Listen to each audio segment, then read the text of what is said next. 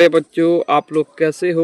आशा करते हैं कि आप लोग काफ़ी अच्छे होंगे और एकदम बेहतरीन ढंग से अपनी तैयारी में लगे हुए होंगे और एकदम शानदार तरीके से आप लोग पढ़ाई कर रहे होंगे। क्योंकि अभी आपका परीक्षा का अंतिम दौर चल रहा है और इस अवधि में आपके दिमाग में बहुत सारे टेंशन्स भी होंगे कि भाई पढ़ाई करना है, तो भाई बिल्कुल आपको लगे रहना है। क्योंकि आपका ये अंतिम समय है और अंतिम समय में अगर तैयारी अच्छी हो जाए, पढ़ाई अगर आप अच्छे से कर लेते हैं, तो आपको एक बहुत ही अच्छा रिजल्ट आपका आ जाएगा। आज क्लास स्टार्ट करने से पहले भाई सारे बच्चे को दिल से धन्यवाद और थैंक्स सारे बच्चों को। क्योंकि आज हमारा ये जो परिवार है, यानी आप लोगों का ये जो परिवार है, आज ये 100+ सब्सक्राइबर्स ये क्रॉस कर चुका है भाई। ठीक है, इसके लिए तहे दिल से सारे बच्चों को धन्यवाद। ठीक है भाई, कितना भी थैंक्स कहे कम ही है। ठीक है, आप बच्चों ने बहुत जल्द ही बहुत अच्छा रिस्पॉन्स आप बच्चों ने किया और आपके इस परिवार को 100+ सब्सक्राइब करवाने के लिए भाई सारे बच्चों को तहे दिल से धन्यवाद और शुक्रिया सारे बच्चों को। और देखो भाई, इसमें हम यही कहेंगे, आप सारे बच्चों से मैं यही करूँगा, हम भी लगातार आपके लिए वीडियोस लाते रहेंगे और आप भी आगे इसी तरह से सपोर्ट करते रहिएगा। ठीक है भाई, क्योंकि आप आगे इसी तरह से सपोर्ट करते रहिएगा, हम भी आपके लिए लगातार इसी तरह के कंटेंट बनाते रहेंगे भाई। ठीक है, और इस चैनल पर न सिर्फ आपको क्लास 10th की बल्कि इंटर के भी इसमें आपको सिलेबस पढ़ाए जाएंगे भाई। ठीक है, तो ऐसा नहीं है कि इस बार आप पढ़ लिए उसके बाद आपका इसमें से चैनल से छुट्टी हो जाएगा, तो भाई ऐसा बिल्कुल नहीं है। इंटर की तैयारी भी आपको बेहतरीन ढंग से इस चैनल पर करवाई जाएगी भाई। ठीक है, तो बने रहना है आपको इस चैनल के साथ भाई। ठीक है, और इसी तरह से अपना प्यार बनाए रखिए इस चैनल पर। ठीक है, और अपने बाकी दोस्तों यारों को भी भाई कहिए इस चैनल से आकर जुड़े और अपनी तैयारी को एक बेहतरीन मोड़ दे भाई। ठीक है, तो आज भाई आप बात करेंगे हम आपका जो विज्ञान का पेपर है उसके मोस्ट महत्वपूर्ण जितने भी क्वेश्चन है, ऑब्जेक्टिव क्वेश्चन, उसके ऊपर आज हम बात करेंगे, जो कि आपके फाइनल एग्जाम के लिए बहुत ही एक रामबाण साबित होने वाली है आज का ये क्लास। इससे पहले भी आपको साइंस के 3 या 4 वीडियोस ऑलरेडी दी जा चुकी है भाई। अगर आपने अभी तक उन वीडियोस को नहीं देखा है तो भाई प्लीज़ उन वीडियो को भी देख लीजिएगा, एक बेहतरीन तैयारी इससे आपकी हो जाएगी। ठीक है, इस वीडियो के डिस्क्रिप्शन में उन वीडियोस का लिंक दे दूंगा, आप वहां से जाके आसानी से चीज़ों को चेकआउट कर सकते हैं भाई। ठीक है, और इसी तरह से इस चैनल पर आप लोग भाई अपना प्यार बरसाते रहिए, हम भी लगातार आपके लिए इस चैनल पर काम करते रहेंगे भाई। ठीक है, तो नियम चूँकि भाई आप जानते हैं, बातें हम ज़्यादा नहीं करते हैं और फटाफट से चीज़ों को यहाँ पर हम देखेंगे आज रोज़ की तरह ही। ठीक है, और ये जितने भी सवाल आपके स्क्रीन पर आएंगे भाई, आपके सारे क्वेश्चनों को फटाफट से याद कर लेने हैं और अपने बाकी जितने भी भाई बंधु दोस्त यार हैं उन सबके साथ भी इस वीडियो को साझा यानी शेयर भाई ज़रूर से आपको कर देना है। ठीक है, और इस चैनल के बारे में और भी लोगों को भाई आप बताइए, इसकी पहुंच और दूर तक आप ले जाइए भाई। ठीक है, ये रिस्पॉन्सिबल भाई मैं आपके ऊपर देता हूं। ठीक है भाई, चलो भाई आज बात बहुत से हो गई है, तो बातें ना करते हुए शुरू करते हैं आज की इस क्लास को। ठीक है भाई, देखो भाई, इसमें एक बच्ची बेसिकली एक लड़की, उनका मतलब उनका एक कमेंट था कि सर वीडियो की क्वालिटी उतनी अच्छी नहीं आ रही है। तो देखो बाबा, जितने भी आपको यहाँ पर वीडियोस दी जा रही है, ठीक है, सारे वीडियोस की क्वालिटी काफ़ी अच्छी है। ठीक है, आपको करना क्या है, आपको यूट्यूब पर जाकर, ठीक है, यूट्यूब के सेटिंग पर आपको वीडियो क्वालिटी वहाँ से बढ़ा लेनी है, तो ऑटोमेटिक वीडियो की क्वालिटी अच्छी हो जाएगी। क्योंकि भाई ऑलरेडी वीडियोज़ की क्वालिटी काफ़ी अच्छी ही डाली जाती है। ठीक है, आप यूट्यूब के सेटिंग्स उसको ठीक कर सकते हैं, जिससे आपको बहुत ही एक अच्छा क्वालिटी वहाँ पर मिलेगा और वीडियो काफ़ी हाई क्वालिटी पर ही डाली जाती है। ठीक है, तो यूट्यूब के सेटिंग्स उसको आप ठीक कर सकते हैं भाई। चलो भाई, बातें ना करते हुए पहला स्क्रीन आपके क्वेश्चन आपकी स्क्रीन पर है और यहाँ से हम करते हैं शुरू। एक पहला क्वेश्चन एक आसान सा क्वेश्चन, लेकिन मोस्ट इंपॉर्टेंट क्वेश्चन, सारे क्वेश्चन मोस्ट इंपॉर्टेंट क्वेश्चन है और एग्जाम में रहने की बहुत अधिक संभावनाएं हैं, तो इसको आप याद कर लीजिएगा भाई। ठीक है, पहला क्वेश्चन आपकी स्क्रीन में आपको बोला गया है कि दाढ़ी बनाने के लिए किस प्रकार के दर्पण का उपयोग श्रेष्ठ माना जाता है। तो भाई देखो, दाढ़ी बनाने के लिए जो इस्तेमाल होने वाला दर्पण है, आपको याद रखना है भाई, एक का हो जाएगा बी अवतल दर्पण। ठीक है, दाढ़ी बनाने में इस्तेमाल होने वाला दर्पण को हम अवतल दर्पण के नाम से जानते हैं। हालांकि गांव देहात में हमारे यहाँ पर समतल दर्पण का इस्तेमाल किया जाता है, लेकिन बड़े बड़े आप जाइएगा सैलून में तो वहाँ पर आपको अवतल दर्पण देखने का वहाँ पर आपको मिल जाएंगे। आगे क्वेश्चन नंबर 2 में आपको कहा गया प्रकाश के परावर्तन के कितने नियम है। ये भाई आपको बहुत बार इस क्वेश्चन को बता चुके हैं। इसको बार बार लाने का रीजन भी है कि चूंकि ये बहुत बार पूछा गया क्वेश्चन है, तो इसका आंसर आपको भाई कमेंट में जरूर से देना है, क्योंकि एक बहुत ही आसान सा क्वेश्चन आपका ये है। अगला क्वेश्चन आपकी स्क्रीन पर है, इसको हम देखेंगे यहाँ पर क्या बोला गया है। निर्वात में प्रकाश की चाल 3 गुने 10 का पावर 8 मीटर प्रति सेकंड है, तो कांच में यह कितनी होगी। देखो भाई यहाँ पर ऑलरेडी आपको ये बता दिया जा चुका है, इसको भी आपको याद रखना है। पूछा जाता है क्वेश्चन कि निर्वात में प्रकाश की चाल कितनी होती है, तो निर्वात में प्रकाश की चाल 3 गुना 10 का पावर 8 मीटर प्रति सेकंड होती है, ठीक है। लेकिन यहाँ पर आपको कांच में कितनी होती है स्पीड आपको यह बताना है। तो क्वेश्चन नंबर जो 3 है, क्वेश्चन नंबर 3 का आंसर हो जाएगा ए, 2 गुने 10 का पावर 8 मीटर प्रति सेकंड होता है कांच में। आपको ये याद रखना है, ठीक है भाई। आगे बढ़ते हैं, इन सारे क्वेश्चनों को याद कर लेना है, ठीक है। सारे क्वेश्चनों का आंसर एकदम आपको बेहतरीन ढंग से याद होने चाहिए, तो जाके एग्जाम में आपका एक बेहतरीन रिजल्ट आएगा, ठीक है। और हम भी भगवान से दुआ करते हैं कि आप जितने भी बच्चे वीडियोस को देखते हैं, सारे बच्चों के रिजल्ट एकदम आप जिस तरह से सोच रहे हैं आपका रिजल्ट आए, एकदम उसी तरह का आपका रिजल्ट आएगा, ठीक है। और एक बेहतरीन रिजल्ट आपका आए, इसकी कामना भगवान से भाई करते हैं। चलो क्वेश्चन नंबर 4 में आपको बोला गया काल्पनिक प्रतिबिंब हमेशा कैसा होता है। तो काल्पनिक प्रतिबिंब हमेशा कैसा चित्र बनाता है भाई, तो ये हमेशा जो प्रतिबिंब बनाता है ये सीधा बनाता है। इस चीज़ को हमेशा भाई आपको याद रखना है कि काल्पनिक प्रतिबिंब हमेशा कैसा बनाता है, तो काल्पनिक प्रतिबिंब हमेशा सीधा बनता है। आगे बढ़ते हैं, आपकी स्क्रीन पर है भाई नेक्स्ट क्वेश्चन, इसको देखना है, ठीक है। और आज का वीडियो उतना लंबा नहीं होगा, काफ़ी जल्द ही यहाँ पर हम 100 प्रश्नों को जल्द ही कर लेंगे, ठीक है। हालांकि आपके एग्जाम में भाई 80 क्वेश्चन ही रहेंगे साइंस में, आपको कोई 40 उसमें से बनाना होता है, लेकिन हम 100 महत्वपूर्ण क्वेश्चनों के ऊपर इसमें हम बात करेंगे। क्वेश्चन नंबर 5, मोटर गाड़ी के चालक के सामने साइड मिरर लगा रहता है, वो कौन सा मिरर लगा रहा था, आपको ये बताना है। मोस्ट इंपॉर्टेंट क्वेश्चन है, बहुत मोस्ट इंपॉर्टेंट है भाई, इसको याद कर लेना है, ठीक है। कि चालक साइड मिरर के रूप में जिस दर्पण का उपयोग करते हैं वो आपका होता है उत्तल दर्पण, ठीक है। चूँकि देखो उत्तल दर्पण इस्तेमाल करने का कारण ये है, चूँकि उत्तल दर्पण जो होता है किसी भी जो आपका चित्र होता है उसको विस्तृत वे में दिखाता है, छोटी आकृति बनाती है और एकदम विस्तृत क्षेत्र को दिखाता है, इसीलिए इसका इस्तेमाल होता है। आगे, अवतल दर्पण की फोकस दूरी उसकी वक्रता त्रिज्या की क्या होती है, तो ये हो जाएगा इसका आधा होता है भाई, ठीक है। इसको याद कर लेना है, मोस्ट इंपोर्टेंट क्वेश्चन है सारे ही क्वेश्चन, ठीक है। और बहुत मेहनत से सारे क्वेश्चनों को भाई लाया गया है, तो सारे क्वेश्चनों को याद कर लेना है, ठीक है, ताकि एक बेहतरीन रिजल्ट आपको अपने एग्जाम हॉल में आपको बाद में देखने को मिलेगा। क्वेश्चन नंबर 7 में भाई आपको बोला गया लेंस की क्षमता का ऐसा ही मात्रक क्या है, इसको भी बहुत बार हम बता चुके हैं। इसका भी आंसर आपको कमेंट बॉक्स में भाई जरूर से बताना है, सारे बच्चे जरूर से जरूर कमेंट कीजिएगा। क्वेश्चन नंबर 8 में आपको बोला गया है किस उत्तल लेंस की फोकस दूरी हमेशा होती है, किसी उत्तल लेंस की फोकस दूरी हमेशा भाई क्या होती है। क्वेश्चन नंबर 8 का हो जाएगा ए, ये हमेशा पॉजिटिव होता है भाई, ठीक है। क्या होता है, हमेशा पॉजिटिव, इसको आपको ध्यान में रखना है। आगे आपकी स्क्रीन पर नेक्स्ट क्वेश्चन आपको बताना है कि किस वर्ण अर्थात रंग का तरंगदैर्घ्य सबसे बड़ा है। तो क्वेश्चन नंबर 9 का हो जाएगा ए, लाल रंग का। याद रखना भाई, लाल रंग का तरंगदैर्घ्य क्या होता है भाई, सबसे अधिक होता है, ये आपको याद रखना है, बहुत बार पूछा गया क्वेश्चन है, ठीक है। आगे, सामान्य नेत्र के लिए दूर बिंदु क्या है। तो देखो भाई, सामान्य नेत्र के लिए दूर बिंदु आपका क्या हो जाएगा, 10 का आपका हो जाएगा डी। देखो ये भाई याद रखना है, बहुत बच्चे इसमें गलती करते हैं। अगर आपको दूर बिंदु पूछा जाए तो इसका आंसर हो जाएगा अनंत, ठीक है। और आपको कमेंट बॉक्स में बताना, इससे पहले एक वीडियो में आपको हम बताए थे, सामान्य नेत्र के लिए दूर बिंदु तो अनंत हो जाएगा, लेकिन निकट बिंदु अगर आपसे पूछे तो इसका आंसर क्या होगा निकट बिंदु के लिए, इसका आंसर आपको भाई कमेंट बॉक्स में बताना है, ठीक है। इससे पहले आपको ये हम बता चुके थे। आगे क्वेश्चन आपकी स्क्रीन पर है, यहाँ पर आपको बताना है कि निकट दृष्टि दोष को दूर करने के लिए किस लेंस का उपयोग होता है। क्वेश्चन नंबर 11 का यहाँ पर आपका हो जाएगा बी, अवतल लेंस का उपयोग होता है। 11 का हो जाएगा बिल्कुल बी, अवतल लेंस का उपयोग होता है।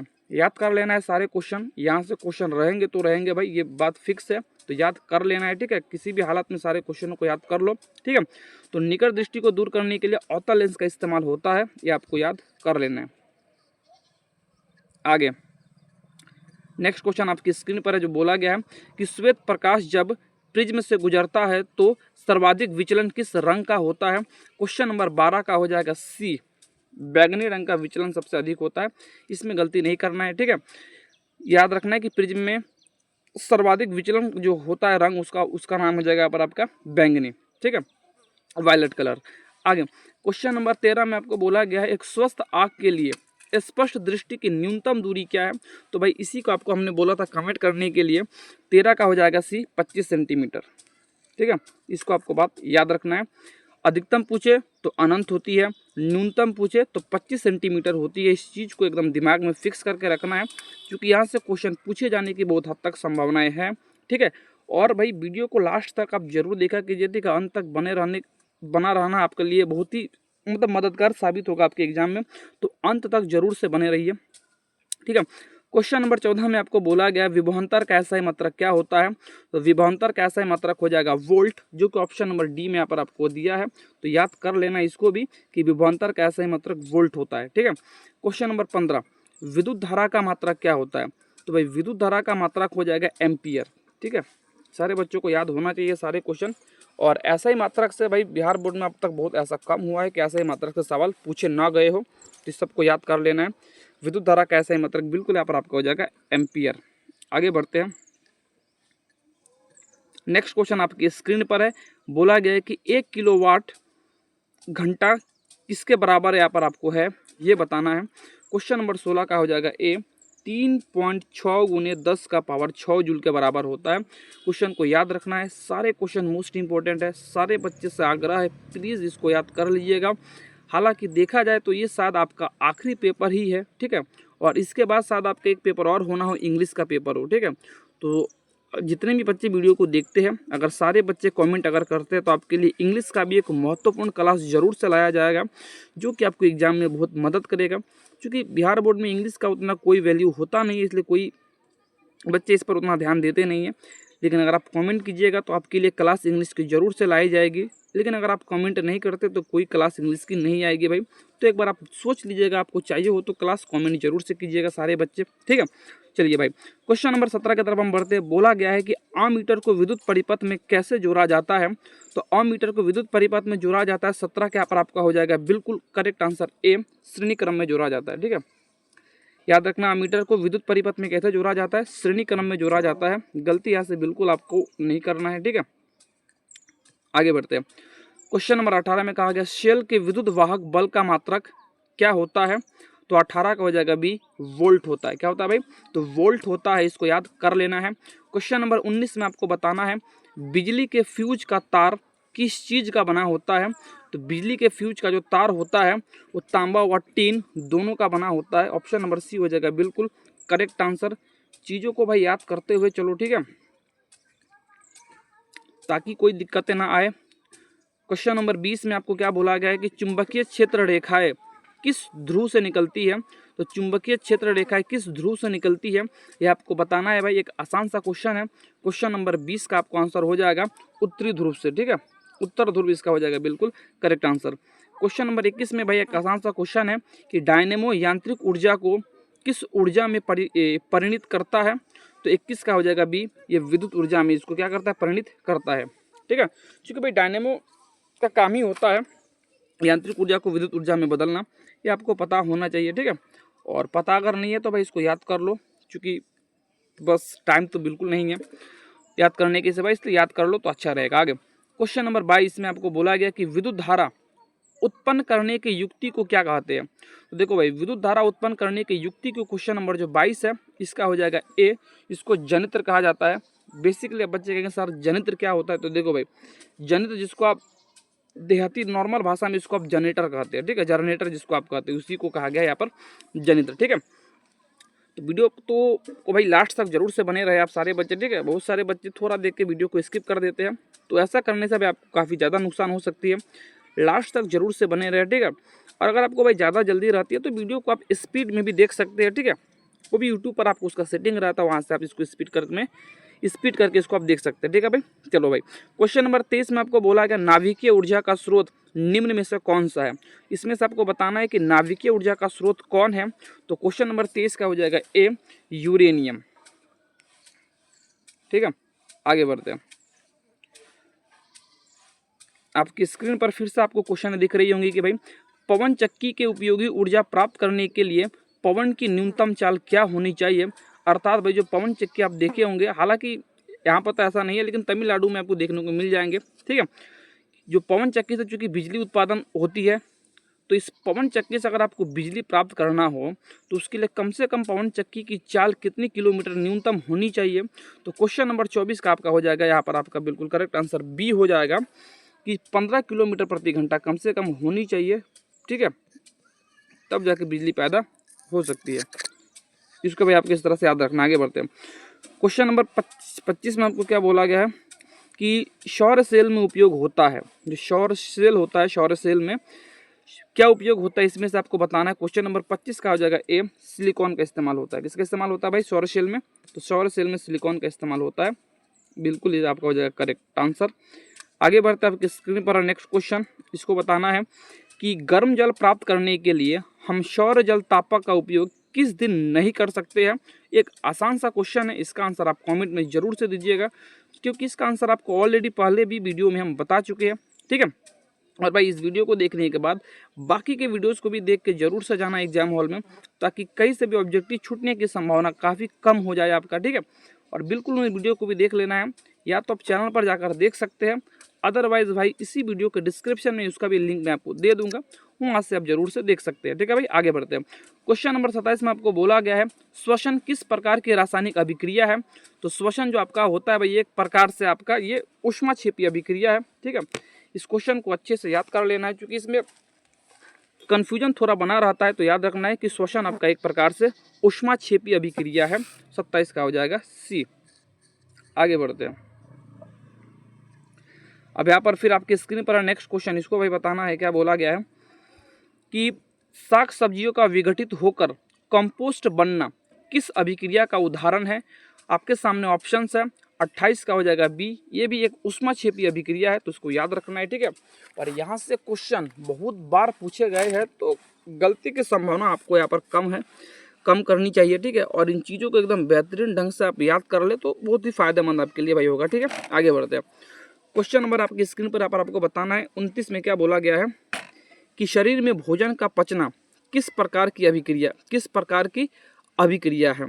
तो क्वेश्चन नंबर 29 का आपको ऑप्शन के हिसाब से हो जाएगा ऑक्सीकरण अभिक्रिया है, अर्थात इसी को हम उपचयन अभिक्रिया भी कहते हैं। तो इसको भी याद कर लेना है भाई, ठीक है। सारे बच्चे चीज़ों को याद कर लेना है, ठीक है, सारे बच्चों को, ताकि भाई गलती किसी से होने की संभावनाएं बिल्कुल आपकी खत्म हो जाए। क्वेश्चन नंबर 30 में आपको बोला गया है CO यानी यहाँ पर आपको कहा गया है कॉपर ऑक्साइड के साथ अगर यहाँ पर हाइड्रोजन गैस की अभिक्रिया कराए तो यहाँ पर आपको मिलता है कॉपर प्लस H2 यानी जल आपको प्राप्त होता है। कॉपर प्लस जल में किसका अपचयन होता है, यहाँ पर अपचयन किसका होगा ये आपको बताना है। क्वेश्चन नंबर 30 का हो जाएगा बी, इसमें कॉपर का अपचयन होगा, कॉपर ऑक्साइड का, जो कि यहाँ पर आपको ऑप्शन नंबर बी में आपको दिख रहा है। आगे बढ़ते हैं, ठीक है। क्वेश्चन नंबर 31 में आपको बताना है निम्नलिखित में से कौन ऑक्सीकारक है। क्वेश्चन ये मोस्ट इंपोर्टेंट क्वेश्चन है, बहुत बार पूछा गया क्वेश्चन है भाई, सारे ही क्वेश्चन, ठीक है।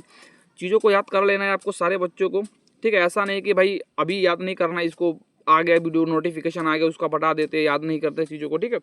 तो भाई इस सब चीज़ों में अभी कम से कम आप सुधार करके चलिए, क्योंकि एक दिन का आपके पास समय है, तैयारी उतनी अच्छी नहीं है। तो भाई चीज़ों को याद कर लीजिए बेहतर ढंग से, एक बेहतरीन मार्क्स आपको फिर भी यहाँ से आराम से आ जाएंगे, ठीक है। क्वेश्चन नंबर 31 का आपका हो जाएगा बिल्कुल डी, O2 इसका हो जाएगा बिल्कुल करेक्ट आंसर। अगला, अम्लीय विलयन का pH मान भाई कितना होता है। तो देखो एक आसान सा क्वेश्चन है, जो अम्ल होता है अम्ल उसका pH मान भाई 7 से कम होता है, अर्थात 32 का हो जाएगा बिल्कुल आपका सी, ठीक है। इसका देखो भाई मैं एक चीज़ यहाँ पर आपको बता देता हूँ, जो आपका pH स्केल होता है, pH स्केल, ठीक है। देखो pH स्केल जो आपका होता है, मैं इसके बारे में कुछ यहाँ पर आपको जानकारी पहले से ही बता देता हूँ कि कोई बच्चे गलती ना करे। देखो pH का फुल फॉर्म ऐसे तो होता है भाई, pH का अगर आपसे कोई फुल फॉर्म पूछे कि सर pH का फुल फॉर्म क्या होता है अगर आपको बताना हो, तो देखो pH का जो बेसिकली आपका फुल फॉर्म होता है pH का, एक मिनट होता था, अच्छा नहीं बना है। देखो pH का जो फुल फॉर्म होता है भाई वो होता है आपका पावर ऑफ P और H है, तो ऐसे आपका हो जाएगा हाइड्रोजन, यानी पावर ऑफ हाइड्रोजन होता है pH का फुल फॉर्म। अब एक बात आपको हमेशा याद रखना है, क्योंकि देखो बीच में आपका क्या होता है, बीच में आपका होता है इसमें 7, बीच में आपका होता है यहाँ पर आपका 7 होता है। इधर आप जाइएगा तो 7 से कम हो जाएगा, इधर आप जाइएगा तो 7 से ज़्यादा होता है। एक pH स्केल में आपको बेसिकली इतना देखना होता है कि अगर याद रखना है, और मोस्टली भाई ये 14 तक आपका जाता है, ठीक है। मोस्टली आपका कहाँ तक जाता है, मोस्टली आपका ये 14 तक आपका जाता है, आपको याद रखना है। देखो अगर अगर किसी भी आपका वो आपका एलिमेंट हो, अगर उसका मान 0 से लेकर 7 के बीच में है, 0 से लेकर 7 के बीच का अगर वो होगा तो उसका मान होगा अम्लीय, ठीक है। और 7 से लेकर 14 के बीच में अगर होगा तो उसका मान होगा क्षारीय। कहेगा सर अगर 7 होगा पूरा निर तब क्या होगा, तो अगर पूरा 7 होगा तो आपका हो जाएगा बिल्कुल वो ना तो अम्लीय होगा ना क्षारीय होगा, ठीक है। वो आपका उदासीन होता है। जैसे शुद्ध जल का पीएच मान उदासीन होता है, यानी उसका 7 होता है, इसलिए शुद्ध जल क्या होता है आपका उदासीन होता है, क्योंकि शुद्ध जल का पीएच मान भाई आपका 7 होता है। तो आशा करते हैं आपको समझ में आ गया है। सिंपल सा बात याद रखना है, अगर किसी भी एलिमेंट का पीएच मान 0 से लेकर 7 के बीच का हो तो उसका पीएच मान अम्लीय होता है, और 7 से लेकर 14 के बीच का अगर हो तो उसका पीएच मान क्षारीय होता है। इसको याद कर लेना है। अगर 7 हो तो भाई उदासीन होगा, ठीक है। आशा करता है आपको बात समझ में आ गया होगा। उदासीन जल का पीएच मान क्या होता है, ये बात आपको जस्ट अभी मैंने आपको बताया है, तो इसका आंसर आप कमेंट में जरूर से बताइएगा, क्योंकि भाई अभी इसी बात के ऊपर चर्चा हो रही थी। आगे क्वेश्चन नंबर यहाँ पर आपको कहा गया है 34 नंबर क्वेश्चन में कि बेकिंग सोडा का रासायनिक सूत्र क्या है। तो भाई सूत्र से भी बिहार बोर्ड में बहुत बार क्वेश्चन पूछा गया है। तो बेकिंग यहाँ पर आपका जो बेकिंग सोडा है, बेकिंग सोडा का यहाँ पर आपका सूत्र हो जाएगा NaHCO3।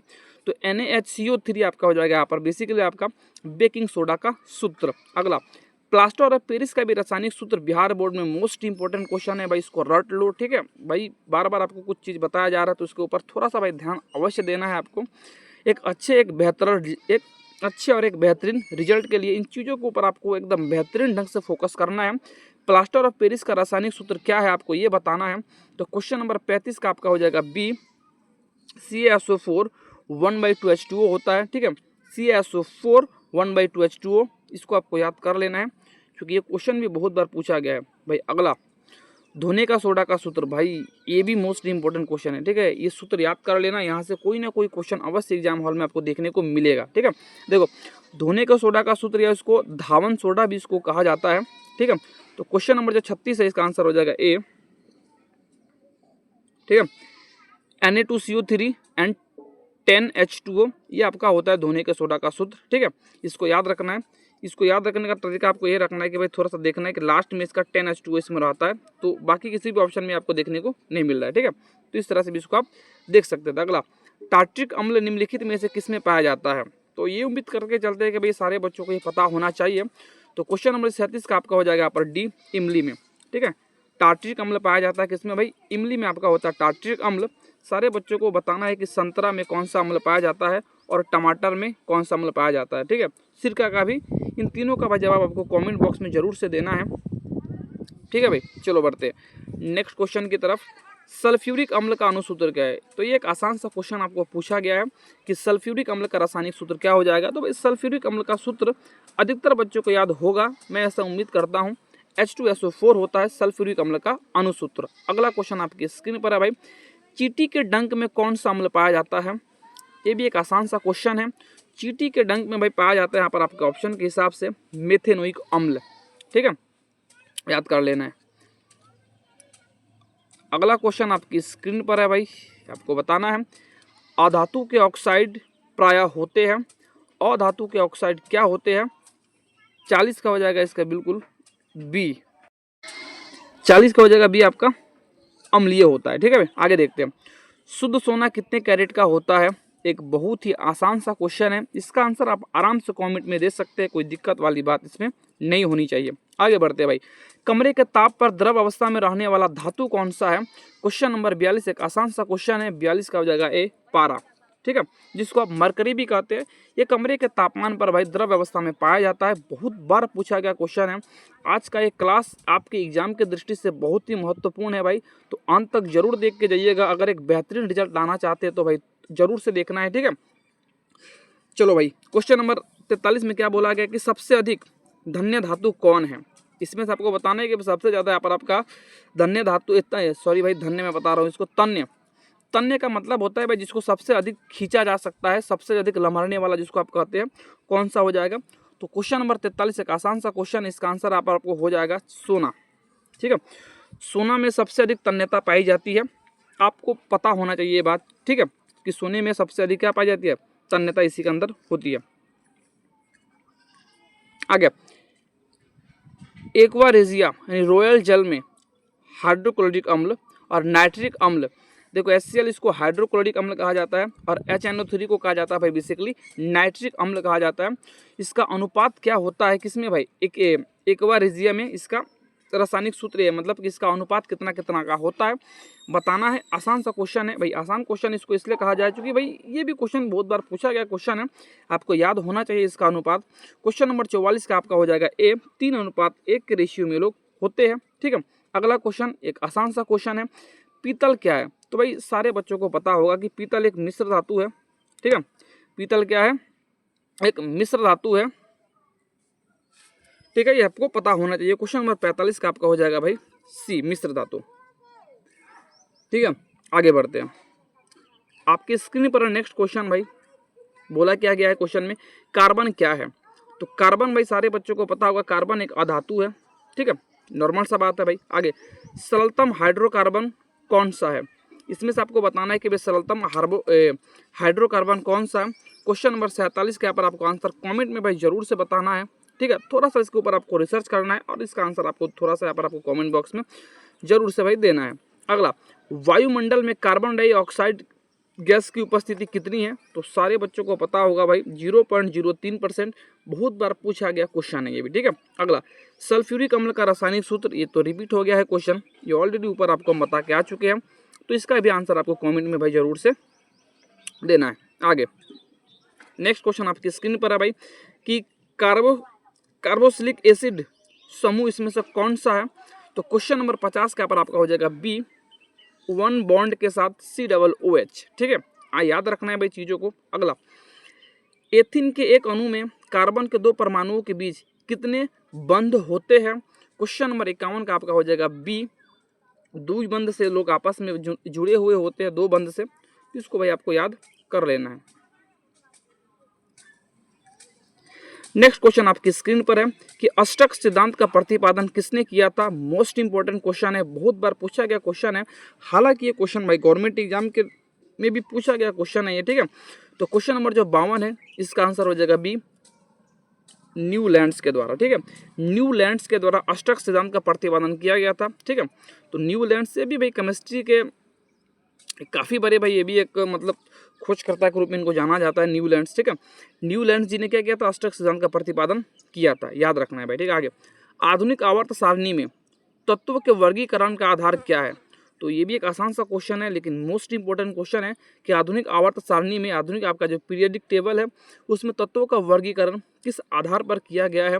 तो 53 का हो जाएगा डी, परमाणु संख्या के आधार पर किया गया है। और जितने भी बच्चे भाई वीडियो को देख रहे हैं, ठीक है, सारे बच्चे भाई प्लीज़ कमेंट करके हमें ये बताना है कि वर्तमान में तत्वों की संख्या कितनी है, यानी कितनी तत्व अब तक खोजी जा चुकी है, उसका आंसर भी आपको कमेंट में भाई जरूर से बताना है। सारे बच्चों को कमेंट जरूर से करना है। ठीक है भाई, आगे बढ़ते हैं। अगला क्वेश्चन आपकी स्क्रीन पर है, क्या बोला गया कि आवर्त सारणी के शून्य समूह का तत्व कौन सा है? तो इसमें से शून्य समूह का तत्व कौन सा है? तो 54 के यहाँ पर आपका हो जाएगा बी, हीलियम। ठीक है, हीलियम ये आपका शून्य समूह का तत्व होता है, आपको याद रखना है। आगे बढ़ते हैं, हीलियम एक कैसा तत्व है भाई? तो हीलियम के बारे में तभी आपको बताया, हीलियम एक अक्रिय गैस है भाई, ये किसी से क्रिया नहीं करती है। ठीक है, हीलियम एक अक्रिय गैस है, याद रखना है। आगे, ये भी एक आसान सा क्वेश्चन है, लोहे की परमाणु संख्या कितनी है? ये भी बात आपको ऑलरेडी पिछले वीडियो में भी बताई जा चुकी है, याद अगर आपको है तो भाई कमेंट में जरूर से इसका आंसर आपको बता के जाना है। ठीक है, आगे, क्लोरोफिल वर्णक का रंग कैसा होता है? क्लोरोफिल वर्णक का रंग भाई हरा होता है, ये सारे बच्चों को इसका भी आंसर पता होना चाहिए। ठीक है भाई, तो इसी तरह से भाई लगातार बने रहिए। ठीक है, इसके बाद हम देखते हैं आगे क्वेश्चन को। ठीक है, और भाई भूलवश अभी तक कोई ऐसा बच्चा जिन्होंने कमेंट यानी भाई जिन्होंने लाइक नहीं किया हो तो भाई प्लीज़ लाइक जरूर से कर दीजिएगा। ठीक है, और सब्सक्राइब भी अगर आपने नहीं किया हो अभी तक तो भाई प्लीज़ से सब्सक्राइब भी भाई इसको जरूर से चैनल को कर दीजिएगा। ठीक है, चलो भाई, क्वेश्चन नंबर 58 में आपको बोला गया है, कवक में पोषण की कौन सी विधि पाई जाती है? तो देखो, कवक में पोषण की मृतजीवी विधि पाई जाती है, इसको आपको याद रखना है। ऑप्शन नंबर बी इसका हो जाएगा बिल्कुल करेक्ट आंसर। आगे, रक्षी कोशिकाएं पाई जाती है, रक्षी कोशिकाएं भाई यानी गॉड सेल किसमें पाई जाती है? क्वेश्चन नंबर 59 का हो जाएगा बी, पत्तियों में पाई जाती है। ठीक है भाई, 59 का हो जाएगा बी, ये पत्तियों में पाई जाती है, याद कर लेना। ठीक है, अगला क्वेश्चन मोस्ट इंपोर्टेंट क्वेश्चन है। ठीक है, स्टार लगाने वाला क्वेश्चन है कि मानव हृदय में कितने कोष्ठक होते हैं? तो देखो भाई, मानव हृदय में कोष्ठकों की संख्या 4 होती है। गलती बिल्कुल नहीं करनी है, याद रखना है चीज़ों को, ठीक है। चलो भाई आगे बढ़ते हैं। मानव में डायलिसिस थैली किसे कहा जाता है? तो देखो भाई, इंसानों में डायलिसिस थैली किसको कहा जाता है? क्वेश्चन नंबर जो आपका 61 है, इसका आंसर हो जाएगा ए, नेफ्रॉन को, ठीक है। इसको याद रखना है कि डायलिसिस थैली किसको कहते हैं भाई हम? तो नेफ्रॉन को कहा जाता है डायलिसिस थैली।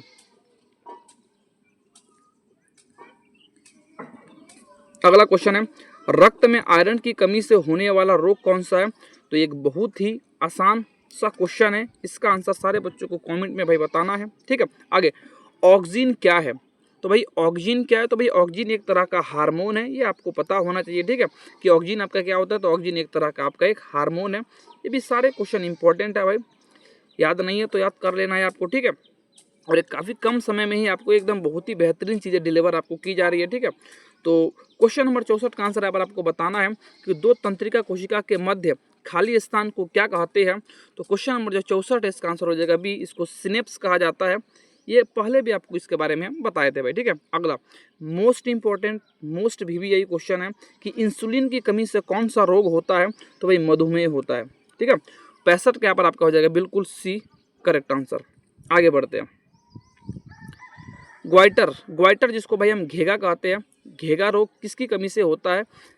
ये आपको कमेंट बॉक्स में इसका भी आंसर बताना है, क्योंकि इससे आसान क्वेश्चन आपको कम ही चांस है कि भाई आपको एग्जाम हॉल में पूछेगा, ठीक है। क्योंकि भाई इस क्वेश्चन का आंसर हम ये उम्मीद करके चलते हैं कि भाई सारे बच्चों को याद होगा, ठीक है, सारे बच्चों को रटा होगा इसका आंसर, ठीक है। आगे, फूल में नर प्रजनन अंग कौन सा है? तो देखो भाई, फूल में नर प्रजनन अंग आपका जो 67 है, इसका हो जाएगा ए, पुंकेसर। देखो भाई, हम इसको याद करने का ट्रिक आप इस तरह से भी देख सकते हैं, क्योंकि नर यानी हम पुरुष को कहते हैं, ठीक है। तो प से पुरुष और प से पुंकेसर, आप इस ट्रिक से भी इसको याद रख सकते हैं। आगे नेक्स्ट आपके स्क्रीन पर क्वेश्चन है, अंडाणु निषेचित होता है। तो अंडाणु इसमें से किस में निषेचित होता है? तो 58 क्वेश्चन नंबर 68 का आपका हो जाएगा सी, फिलोपियन नलिका में, ठीक है। फिलोपियन नलिका में बेसिकली अंडाणु का क्या होता है भाई? निषेचन होता है। आगे, परागकोश में होता है। परागकोश में क्या होता है इसमें से? तो परागकोश में यहाँ पर आपका होता है परागकण, ठीक है। प से परागकोश और प से परागकण। इस तरह से इन चीज़ों को आप मिला के आप याद कर सकते हैं, कोई दिक्कत वाली बात नहीं है। आगे बढ़ते हैं भाई, ठीक है। तेजी में देखते हैं, चूंकि क्वेश्चन अभी हमारे पास अभी अच्छे खासे क्वेश्चन है, तो तेजी में इन क्वेश्चनों को हम देखेंगे और एक कम समय में सारे क्वेश्चनों का आप तक इसको हम डिलीवर कर देंगे। क्वेश्चन नंबर 70 में भी आपको बोला गया है, मुकुलन द्वारा प्रजनन किस में होता है? तो मुकुलन द्वारा प्रजनन होता है 70 का बी, ईस्ट में हो जाएगा। किसमें हो जाएगा भाई? इसका ईस्ट, यानी ऑप्शन नंबर बी हो जाएगा इसका बिल्कुल करेक्ट आंसर। आगे बढ़ते हैं। अगला, आनुवंशिकी का पिता किसे कहा जाता है? तो ये भी एक आसान सा क्वेश्चन है, लेकिन बहुत बार पूछा गया क्वेश्चन है। आनुवंशिकी का पिता हो जाएगा Gregor John Mendel, option number B हो जाएगा इसका बिल्कुल करेक्ट आंसर, ठीक है भाई। आगे बढ़ते हैं और नेक्स्ट क्वेश्चन को आपकी स्क्रीन पर है, क्या बोला गया है? कीटों के पंख और चमगादड़ के पंख किस तरह का अंग है? ये आपको बताना है। तो क्वेश्चन नंबर 72 का आपका हो जाएगा सी, ये एक संवृत्ति अंग इसको हम कहते हैं, ये आपका हो जाएगा बिल्कुल 72 का सी। आगे देखते हैं। क्वेश्चन नंबर 73 में आपको बोला गया, ओजोन परत किस हानिकारक विकिरण से पृथ्वी को सुरक्षा प्रदान करती है? तो ये एक आसान सा क्वेश्चन है, लेकिन भाई मोस्ट इंपॉर्टेंट क्वेश्चन है। क्वेश्चन नंबर 73 का हो जाएगा सी, ये पराबैंगनी किरणों से क्या करती है? यहाँ पर आपकी पृथ्वी में रहने वाले लोगों की रक्षा करती है ओजोन परत हमारी, ठीक है। तो इसको भाई आपको याद रखना है।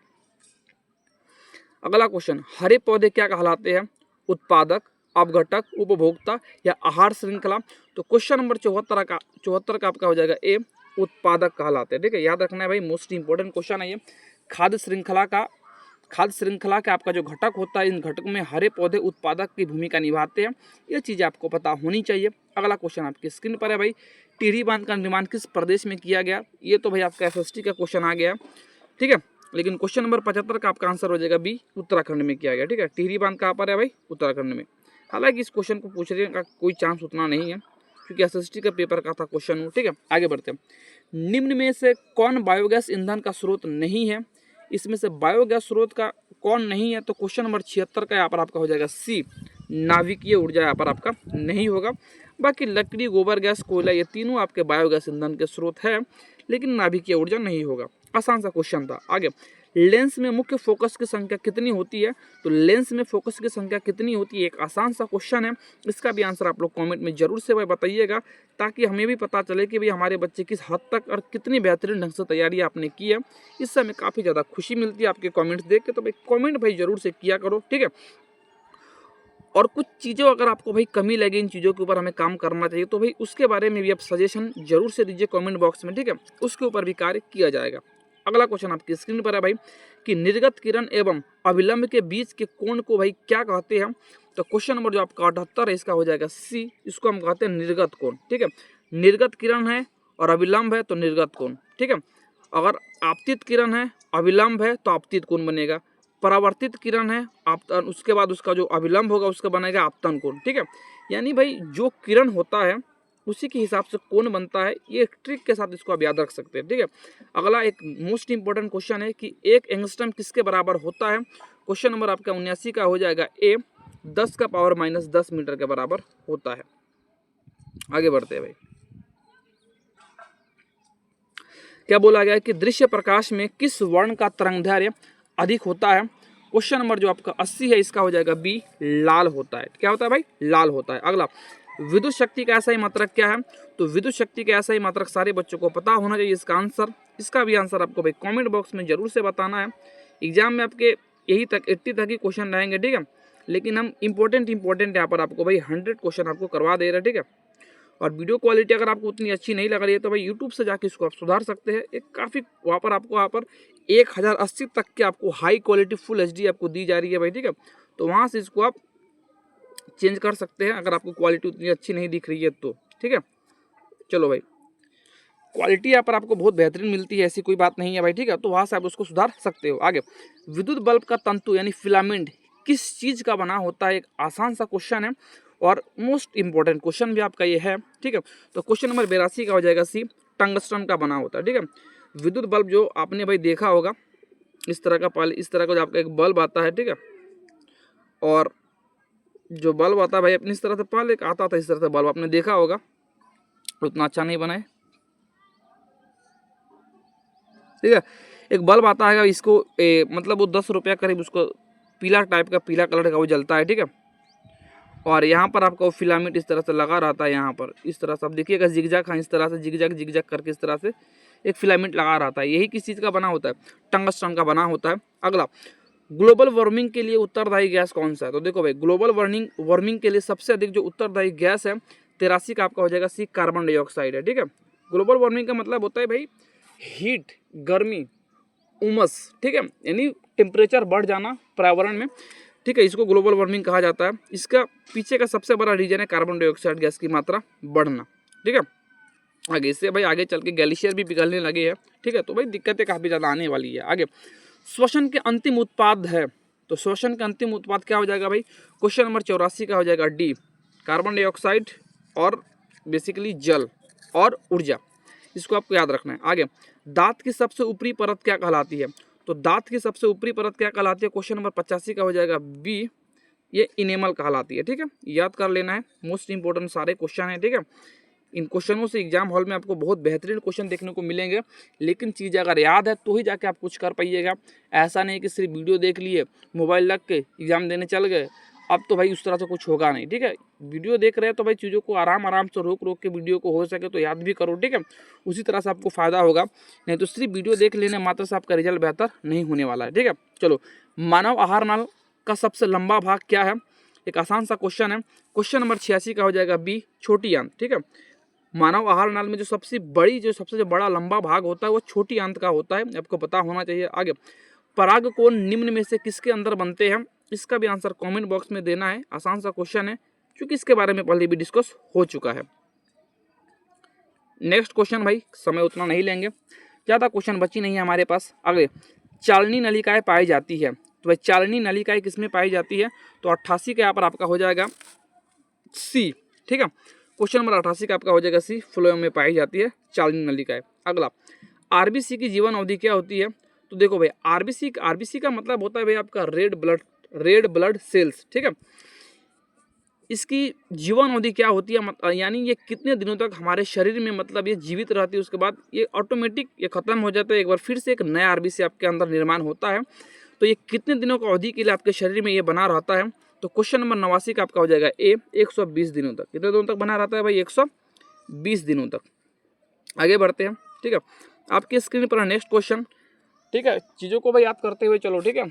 और यहाँ तक अगर आप आ ही गए तो भाई लाइक नहीं किए तो लाइक जरूर से कर देना, ठीक है। और एक प्यारा सा कमेंट भी आपको कमेंट बॉक्स में छोड़ के जाना है भाई, ठीक है। चलो भाई, मानव शरीर की सबसे लंबी कोशिका कौन हो जाएगा इसमें? तो ये भी एक आसान सा क्वेश्चन है। 90 का आपका हो जाएगा न्यूरॉन, यानी तंत्रिका कोशिका होती है मानव की सबसे बड़ी कोशिका। आगे, अंडाणु कहाँ निषेचित होता है? तो भाई देखो, अंडाणु कहाँ निषेचित होता है? तो 91 का आपका हो जाएगा सी फेलोपियन नलिका में। ये भी आपको पहले हम बता चुके थे हालांकि। आगे क्वेश्चन नंबर 92 में आपको बोला गया, निम्नलिखित में से किसे कोशिका का ऊर्जा मुद्रा यानी कोशिका का पावर हाउस कहा जाता है? मोस्ट इंपॉर्टेंट क्वेश्चन है। क्वेश्चन नंबर 52 का हो जाएगा बी एटीपी को कहा जाता है, ठीक है। इसमें भाई कंफ्यूजन नहीं होना है, चीज़ों को बेहतरीन ढंग से आपको याद कर लेना है, ठीक है। आगे आपकी स्क्रीन पर नेक्स्ट क्वेश्चन है, इसको भाई बताना है यहाँ पर आपको। पौधे में श्वसन की क्रिया के अंतर्गत एटीपी के टूटने से कितनी ऊर्जा मुक्त होती है? मोस्ट इंपोर्टेंट ये भी क्वेश्चन है। क्वेश्चन नंबर यहाँ पर आपका 93 का हो जाएगा ए 30 पॉइंट यानी 30.5 किलोवाट प्रति मोल होता है, ठीक है। आगे, इथाइल अल्कोहल किस प्रकार के श्वसन में बनता है? तो इथाइल अल्कोहल किस प्रकार के श्वसन में बनता है? क्वेश्चन नंबर 94 का आपका हो जाएगा बी एक अवायवीय श्वसन में आपका ये बनता है। ये आपको याद रखना है भाई, ठीक है। और उसके बाद यहाँ पर हम देखते हैं जल्दी से, हमारे पास क्वेश्चन काफ़ी कम बचे हैं। 45 मिनट के अंदर ही आपके सारे क्वेश्चन को हम बहुत जल्द निपटा देंगे भाई, ठीक है। यहाँ पर देखते हैं भाई, किस धातु को चाकू से काटा जा सकता है? मोस्ट इंपॉर्टेंट और एक आसान सा क्वेश्चन है। क्वेश्चन नंबर 95 का हो जाएगा सी सोडियम। सोडियम को भाई हम आराम से चाकू से काट सकते हैं। अब बहुत बार पूछा गया सारे क्वेश्चन है, ठीक है। अगला, जस्ता का अयस्क कौन सा है? इसमें अयस्क यानी भाई किस चीज़ से हम जस्ता प्राप्त करते हैं, यानी उसका कच्चा रूप अयस्क कहलाता है। तो इसमें से कौन वो हो जाएगा आपका? क्वेश्चन नंबर 96 का हो जाएगा बी जिंक ब्लेड, ठीक है। जिंक ब्लेड से हम क्या प्राप्त करते हैं भाई? तो जस्ता प्राप्त करते हैं। आगे बढ़ते हैं, बोला गया है मेथेनोइक अम्ल का सामान्य नाम क्या है? तो मेथेनोइक अम्ल का सामान्य नाम आपका हो जाएगा फॉर्मिक अम्ल, ठीक है। पूछा जाता है, क्वेश्चन को याद कर लेना है। मेथेनोइक अम्ल का सामान्य नाम यहाँ पर आपका हो जाएगा फॉर्मिक अम्ल। आगे, आधुनिक आवर्त सारणी में आवर्तों की संख्या कितनी है? तो इसका आंसर कमेंट में भाई जरूर से, ठीक है, क्योंकि मोस्ट इंपॉर्टेंट क्वेश्चन है, एक अच्छा क्वेश्चन है और एक अच्छा क्वेश्चन का आंसर आपको कमेंट में इसका भी आंसर आपको देना है भाई, ठीक है। और अब यहाँ पर देखते हैं हम, ये तो ही गया है। अब ये दो क्वेश्चन आपकी स्क्रीन पर है, इसको भाई यहाँ पर आपको देखना है। और आज का ये लास्ट क्वेश्चन, ये दो क्वेश्चन है। सबसे कठोर तत्व कौन सा है? तो हर बच्चे को पता होगा कि सर हीरा होता है। तो ऑप्शन नंबर 20 का हो जाएगा बिल्कुल करेक्ट आंसर। अगला क्वेश्चन, पोटेशियम की परमाणु संख्या क्या है? तो भाई ये तो एक आसान सा क्वेश्चन फिर से आ गया। तो क्वेश्चन नंबर जो आपका 100 है, इसका हो जाएगा सी, ठीक है। पोटेशियम आपका होता है किसमें? 19 नंबर पर। तो भाई आज के लिए इस वीडियो में बस इतना ही था। अच्छे से वीडियो को देख के सारी चीज़ों को रिवाइज कर लीजिएगा। और भाई जाते जाते एक बात और, अगर आपको इंग्लिश पेपर के लिए इम्पोर्टेंट क्वेश्चनों का एक सीरीज चाहिए तो कमेंट में ज़रूर से बताना है सारे बच्चों की कि हाँ सर चाहिए। अगर आप सारे बच्चे कमेंट करते हैं तो भाई मैं ज़रूर से इंग्लिश के लिए भी एक बहुत ही महत्वपूर्ण क्लास हम लाएंगे, इंग्लिश के ऊपर भी, उसके ऊपर भी बात होगा। लेकिन अगर आप कमेंट नहीं करते तो भाई हम सोचेंगे कि भाई आपको उसकी ज़रूरत नहीं है, तो उसके ऊपर कोई वीडियोस नहीं आएगी। लेकिन हमें इंतज़ार रहेगा आपके प्यारे से कमेंट्स का भाई, ठीक है। तो आपके साथ मिलते हैं किसी नेक्स्ट वीडियो में, किसी नेक्स्ट टॉपिक के साथ भाई, ठीक है। और एक बार फिर भाई सारे बच्चों को दिल से धन्यवाद, शुक्रिया, ठीक है भाई। सारे बच्चों को भाई जितना भी भाई धन्यवाद किया जाए बहुत कम है, क्योंकि आप सारे बच्चों ने भी काफ़ी ज़्यादा भाई सपोर्ट किया है, इसके लिए भाई बहुत सारा थैंक्स, ठीक है भाई सारे बच्चों को। तो भाई मिलते हैं आप सबके साथ किसी दूसरे वीडियो में, किसी दूसरे टॉपिक के साथ भाई। तब तक के लिए जय हिंद, जय भारत।